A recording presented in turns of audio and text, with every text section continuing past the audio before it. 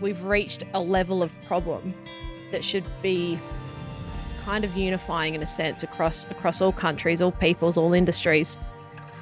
And I don't particularly see that unified kind of conversation happening. Yeah. So unless we start to change the way we build cities, change the way we manufacture cars, change the way, and I'm hesitant to say change the way you and I live our lives, because it's sometimes like, what does it matter if I put the milk carton in recycling or rubbish when there's going to be 800 billion tonnes of tailings and waste rock production by 2050? Like, it's hard to evaluate one good versus the other. I'm just running in circles now because the older I get and the more I learn, the more you realise you don't know, and the more you realise solutions are complicated. Solutions are 100% complicated.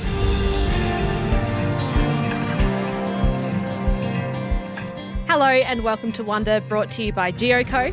I'm Holly Cooke, joined as always by my colleague Dr. Anthony Reid, and it has been a busy year, to put it lightly. We actually just wanted to spend a couple minutes reflecting on the year that's been, why we do what we do. Yeah, and try and unpack some things we've learned, I think. It's good to pause. It's good just try and learn things, and maybe sometimes you have to stop and be quiet to learn some things. So, Holly, I've got a few questions for you. Brilliant. Let's do it. Holly, you've just finished a thesis this year, in geology, and, you've spent the last few years studying pretty intensively all kinds of facts about the world and how the earth works and that sort of stuff. And you're also, parallel to that, I don't know how you have the time to do this, but you're working professionally as a geoscientist. You're working in the minerals industry. So I just think that's a really interesting kind of cross point in someone's life, and I think everyone wants to know, what's it like being Holly? Let's start that by saying, when you walk down the street, Holly, here in the city, a beautiful city, Adelaide, in Kaurna country, what are you thinking about? What do you see around you? Oh, that's a magnificent question.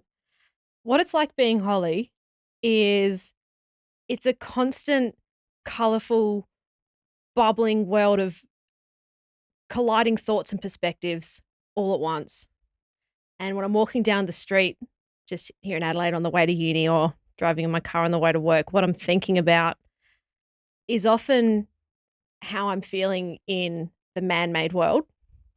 So what I'm often thinking about is, well, okay, I just learnt about in that lecture, volcanoes 50 million years ago, or in that lecture, I just learnt about the hum of plate tectonics. But right now I'm seeing concrete, and right now I'm experiencing the couple of seconds of a car driving past by me. And I'm living not in an ancient moment, but a human moment. And I know this sounds deep, but anyone that actually knows me knows that this is where I dwell in my free time. I dwell in these deep spaces. And I think about the human moment that I'm inhabiting. And that's what motivates me. Why do I sit here and record? Why do I enroll myself into university classes? Why do I do theses? Why do I work where I work? It's because I'm constantly pondering what it means for Holly to exist at the human moment. And then I think about what Holly's human moment will look like in 2 million years' time when there's no Holly. Because, it's my job description to understand the earth and the earth's ancient history. And so, of course, I'm going to think about the history of right now. And when I'm walking down the street, as you asked, and I'm seeing concrete and I'm seeing cars and I'm seeing window panes and steel, I'm going, is this our human legacy? Is this our human moment? And of course, I have to recognize that this is the legacy perhaps of, European settlement in Australia. I really enjoy lines of thinking that often come from Aboriginal Australians, sure, which is connection to landscape. Because when I spend too much time walking down city streets, I feel absent. I don't feel like my complete self. I feel like there's a really beautiful part of me that's just not being linked up. There's a disconnection. Totally. Yeah. And that's why I'm always banging on about being outside, listening to the black cockatoos in the morning, going out, sitting by rivers, collecting my pebbles, showing my rocks to people. It's because where I want to dwell is in connection with the natural world, not necessarily in man-made streets. Yeah, we live in a very disconnected world in some sense. Yeah. from those natural spaces. So, when you have those sort of thoughts and you're looking at the concrete jungle that we've made, can are you looking at the connections behind that? The kind of, the origins of all of what we've made? Oh, 100%. So once I'm done dwelling about, this human moment, you then slingshot back into the past and you go, well, where does the sand that makes our concrete come from? Where does, I said to you this morning, I had this itch to update my iPhone, and then I stopped and thought, well, what are the consequences of that? Well, the consequences are often billions of years old, because we are taking materials out of the earth to make our iPhones, to make our cars, and these materials, they have fascinating geological origins. And in our human moment, we whip it out of the ground, we do some chemistry on it, we shove it in an iPhone, and we sell it to Holly, who's eager to update her tech. So 100%, what's the natural evolution of a young geoscientist? And I know my friends feel this too. The natural evolution is to go from, oh my God, how cool is understanding the earth, to, holy cow, we are such users and consumers of natural materials, and very blindly, very, very blindly. And that's manifest, if I'm feeling controversial, that manifests a lot in our clean energy transition, where decarbonisation is just central to our futures, and it has to be central to a habitable Earth future. However, our blindness to how much we rely on Earth materials is wicked. Is there something in that when people look at their cereal in the morning, or their whatever, or their clothes, or something which is like a natural textural thing, which is an agricultural product, it's something that we can relate to, like humans can relate to agriculture, right? And whereas something which is, dare I say, geologically derived, in other words, mined, it has its own kind of, it's almost like it's not made. Yeah. Right? It just appeared. It appeared that way. It just there. And so that's part of the disconnection. You don't see the billions of tons of processing of earth materials that have to get to the point where you hold a stupid little iPhone in your this pocket. stupid thing. You killer of the earth. Well, no, as brilliant as they are. And as vehicles for transforming and, things that are pivotal to us, yes. so pivotal to any kind of modern technology. And not even just phones, like modern medicine. I was unwell for a period of this year, and I had to get an MRI, and I was flushed with gadolinium.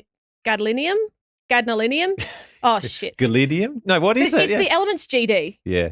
I wrote it so many times in my thesis, every time spelt it wrong. It's the GD element. Anyway, moving on. It's a rare earth element, and she's injected it in my arm. She goes, this is going to flush through your body. The MRI needs it. It's going to make you feel like you're going to need to pee. And as she's flushing it, I'm like, wow, so earth materials are not just iPhones and cars and stuff, but it's medicine. It's everything.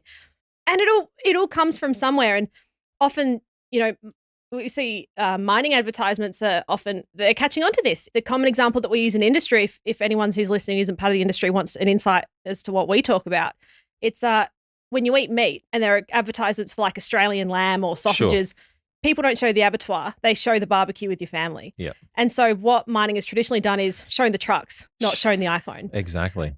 That's not a green light for anything or anyone. It's just to say I would like to see a world which is much more in tune with the reality of how this material world flows. It's interesting you say that, because in some respects, not showing the trucks and the holes in the ground it's omitting a whole part of the process. That's a big part. That's the thing. That's where marketers come in and say, we want to show people the benefits and not the disadvantages. So I get that, but it's super important for all of us to recognize. Yes. Isn't it, right? That was kind of where my thesis dwelled for a while, right? So what my honours thesis was on was mine waste. Yep. And the way that I set it up, because I started out this podcast by being deep and meaningful, I had to set it up deep and meaningful. It was the fact that the human moment that I talk about, that's not just an abstract thing. We are making rocks that are being laid down in the Anthropocene, and there will be an archetype human man-made deposit in the rock record for millions of years to come. Millions and millions of years. Humankind has a signal. Yeah. And that, sure. in no uncertain terms, is because we are metal mining. Yeah. And that mine waste, there are problems with that. Mm. Like when you bring material up, it oxidizes, it can create acid. You know, when tailings dams collapse, the tailings is a kind of waste, it kills people. It can, yeah. And so the your point about marketing away that middle part of the process, that's not particularly the solution either. And so this year it's not the solution. This year has been it's a solution to sell to sell things, right?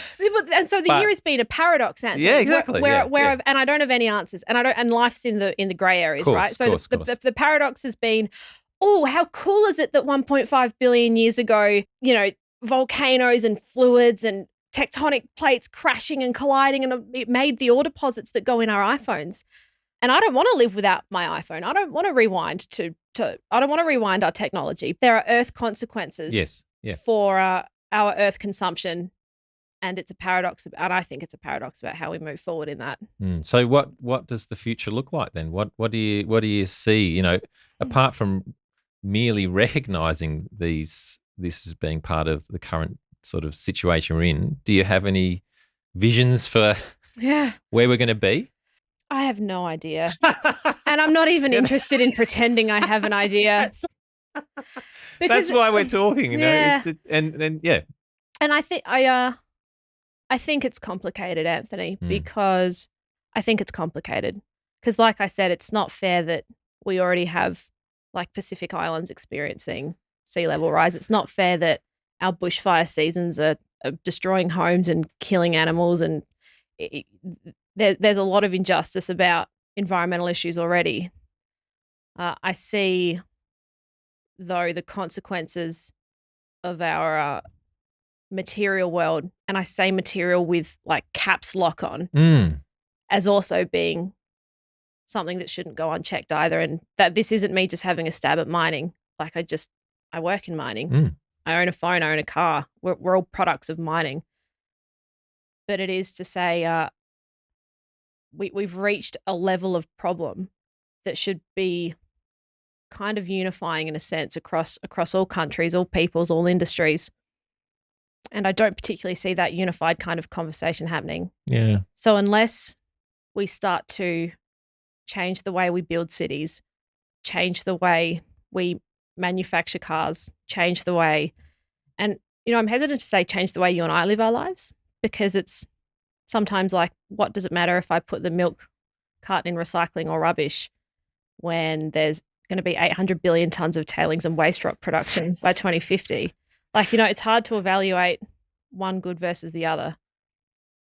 I'm just running in circles now because the older I get and the more I learn, the more you realize you don't know, and the more you realize solutions are complicated. Solutions are 100% complicated. Part of the solution there is no solution. Part of the process towards improving our situation is to have the conversation, right? Correct. And to make people aware of this, of the connection between their iPhone and and it's almost like it's almost getting a little bit boring to keep talking about the iPhone. Thank you. I started. So I'm sorry, I'm really interrupting, but I'm still going to interrupt. So I started out, I do a lot of high school outreach. So I spent a lot of my university time actually in high schools. And what I started doing is like, you should be thankful for mining for your iPhone. That's how I started. Yeah, exactly. That's right. And you know what? It's like guilting people into feeling that they have to love mining. Exactly. Well, that's not the point. And then I looked into the eyes of this Year 9 girl and I just went, Holly, come on. What's the actual point of connection here? What is in common between me and my peers and my younger sister and her friends? It's the fact that we enjoy feeling like something bigger than ourselves. So instead of talking about the role of mining in the iPhone, what we started talking about is, isn't it unbelievable that an understanding of how ocean floors are made also means we can resource our modern lives? And so part of this Geo Co exercise, Anthony, has been about fostering the little kid in me that is still deeply curious about the earth. And me too. Yeah. Well, yeah. And then being comfortable that there's a couple of paradoxes that are going to define Sure. our future. And the Sure. best thing we can do is actually have this magnificent conversation about how being human means we inhabit a human moment and we can understand Earth futures and Earth histories in a way that transcends a lot of our differences. So this Geo Co exercise is actually has, it's fun and it's bubbly and it's light and we have fun, but there's a very deep undercurrent to it, isn't there? There has to be. I mean, that, I'm not a deep thinker like you, but you don't walk the streets of Adelaide thinking about the human moment. I have in the past. No, I'm just joking. Well, yeah, it's deep. It's deep. We're connected in ways we can't imagine, I think, and when you do connect your phone or whatever it is to that ancient geological process, like I can't help but spend a huge amount of time in the past. It's really hard for me. My family will vouch for this. It's really hard for me to really be present because I'm constantly looking back into the past. Even just walking around, all I see is, like you said, an ancient, first of all, an ancient landscape, and even if you say, oh, the Adelaide Hills are relatively young, only a couple of million years, they're still a couple of million years. Yeah. And I just see ancient things wherever I go. I just feel like I'm just stuck perpetually in a museum in a way, in this ancient, because, and the point of all saying all this is that history is the present, right? History, in some sense, of course, what defines us is our history, including our Earth's history. I think that is a really important thing to get across to people. And probably the thing that differentiates us as Earth scientists from Mr. and Mrs. Joe Public, is that those people can be blissfully unaware of the antiquity of the moment. Sometimes you think, oh, if only I didn't know this stuff and I could just have my life. Yeah. But once you understand that, and like you're saying there, in your growth and learning about geology and geosciences, you see, my goodness, we are the product of all that ancient history. It's a lot to bear on the shoulders. It's a big responsibility. I think the good thing is we're humans, right? We are naturally capable of taking on responsibilities. That is almost like the definition of growing up is to take on responsibility, right? And for millennia, humans have looked to their elders and thought, wow, you're amazing. What happens is, sound like an old man, but what happens is those elders, they no longer there. Eventually, they're no longer there. Who are our you custodians become the elders. Now? Yeah. You become the custodians, and now that is Well, we've got to be that. We've got to take responsibility in the small things, in recycling, in doing those little things, putting the milk carton in the, whatever. That needs to happen, right?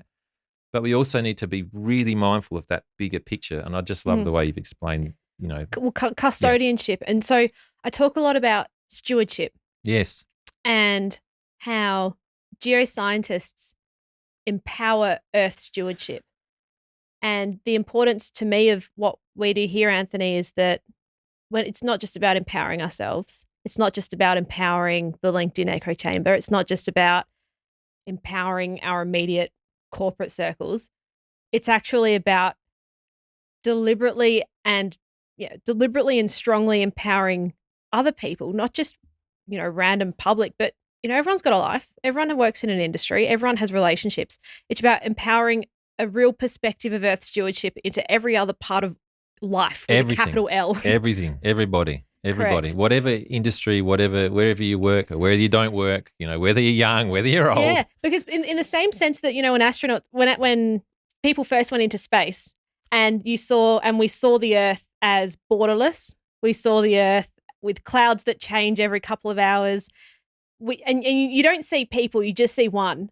And I think that in the same way that we get a cosmic perspective by understanding space, the universe, different planets, etc., we can also get an Earth perspective by peering into the past and also knowing the past still surrounds us. And in my case, knowing that we are someone's past. Absolutely. We're already someone's past. Our rock record is already being engraved as a moment in time. And this is why I trip up on when I'm walking down the street, this is why I fall over and bash my head on things, because I'm constantly thinking about my head's in the clouds rather than looking at where I'm going. What have you taken away? Like we talked a little bit there about, what is called the overview effect, which astronauts have when they get up into space and they see the Earth as that one system, and they suddenly realize that all of our conflicts are made by us. So that, again, that's about responsibility. That's taking on that responsibility to have to sometimes work together, and it's obviously very hard for us to do. What have you learnt this year? Let's say through that study, through that discipline, mental and physical discipline of writing a thesis. Is there something that you've actually learnt about yourself? Yeah. So if I'm being really personal, what I'd say I've learnt about myself is the power of, and this hasn't got to do with geology, but it's got to do with how I want to live my life. It's the power of emptying your brain sometimes. So, I just described to you how many thoughts I have in my head at once. Sometimes what I've learned is the most powerful thing I can do for myself is actually totally unplugging. So personally for me, meditation became a big part of my life, because I'm a better learner when I know how to not totally downward spiral into my thoughts. And I don't mean that in a dark sense. I just mean sometimes the voice in your head, it's not real. So learning to be disciplined in how you think, and sometimes how you don't think, has been a game changer for me. That's been a total game changer. Yeah. So in that sense, are you taking responsibility for your own mental world? Oh yeah. So I outsource all of my fun in life. Generally comes from learning. So earlier this week, I went through all of my old books, like How Things Work and Rainforests of the World and Google Earth and all of my old books, and I would outsource my intrigue, my happiness, my energy into these different pursuits.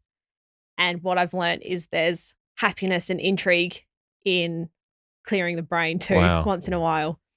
But even if I come up on a technical level, what I've loved doing this year is putting geology in a system. So I just spoke about how, mining and resources and copper for the world, it all exists in a broader social, political, economic system. But hey, what I enjoyed doing this year is learning about like Homo sapiens. So I just said we have a human moment, but learning about how we departed from the pan, from our penins, and I don't know what the other, it's like the monkeys. We aren't monkeys anymore. And then we ebbed and flowed from sub-Saharan Africa, and then we in the first colonization, like the Homo colonization around the world, and then we learned how to craft stone tools.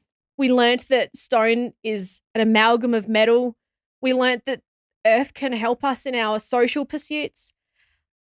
And so what I've enjoyed actually doing is thinking about the advent of Homo sapiens, the advent of our science, and just thinking about how it all came from being monkeys. Some biologist is gonna go, "You idiot! They're not monkeys."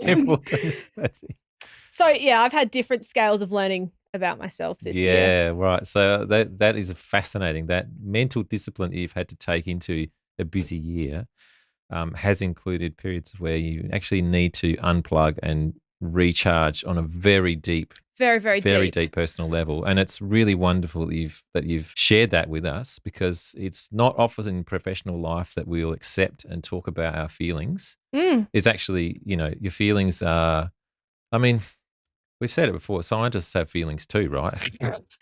Shocking. But it kind of is. But we're all product of emotion. Like the marketers will always say, if you could, you can tap into people's emotion, then you can change things as well. So we need to be able to have techniques and tools and things that work on our inside to help us modulate and understand our own emotions. And it's really wonderful to hear that you've tapped into something there. I think that is it's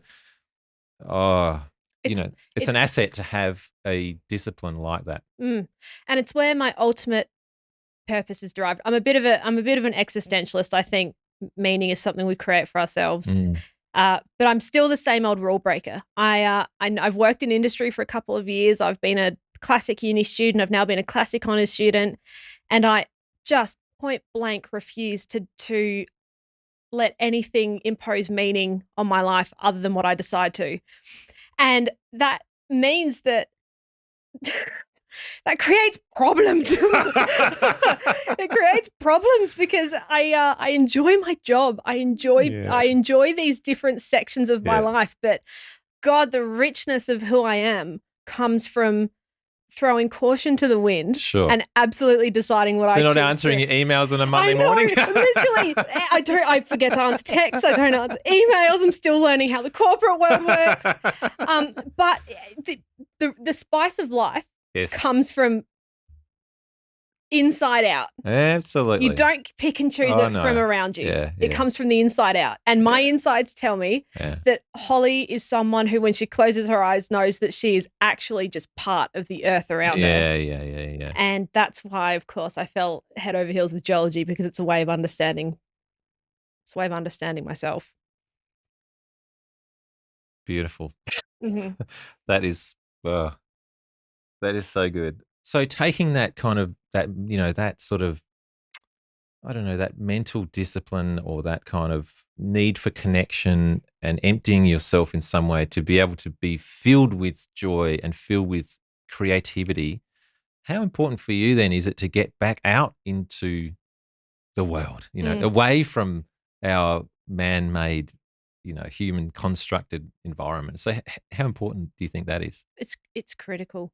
And this year was challenging because I wasn't able to do that. I had other priorities, right? Yeah. But and we all do. Yeah, right? that's life, baby. It's life. Well, it's so important that in actually about literally 12 days' time, I'm getting on a plane for 2 months, 3 different countries, mountains, snow. Yeah. It's critical. And Anthony, even it manifests in my physical health. Like I said, this year I was unwell. It's because, anyone who knows me, I'm a million miles an hour and I love it. But when I love it too much and I can't begin to see it, it's a car crash into the wall is what happens. So I see getting back out, emptying the brain. It's physical. Physical health, my physical health is very much tied to it. So getting outside is the one place where escaping, I can escape the noise. And, the 21st century is noisy. My phone is literally sitting underneath my thigh. It's attached to my being. But cyborgs. It's like Instagram, it's LinkedIn, it's Facebook, it's my uni, the canvas I'm looking at assignments that I haven't done. The world is noisy. There's conflict. There's hardship. There's pain. Misery and there's pain. Misery and pain, and suffering. there's equally joy and majesty, and it's a collision, and it's noisy. Getting outside is the best way. And when I say outside, I mean like starfishing on a dried creek bed. It's the best way to unplug from the noise. Geology, the rocks, understanding ancient earth is beauty without the noise of today. Beautiful. Good luck getting out there, Holly. Have a great holiday time. Have a great trip. Woo! Keep in touch. Yeah. I've packed about 6 kilos worth of field books, geological field books for the road trips. Impressive stuff. Yeah. Oh, great. Fantastic. Yeah. Thank you, Anthony. Thanks Thanks for asking me these questions. It's quite vulnerable to talk about. Yeah. Thanks for sharing. Thank you.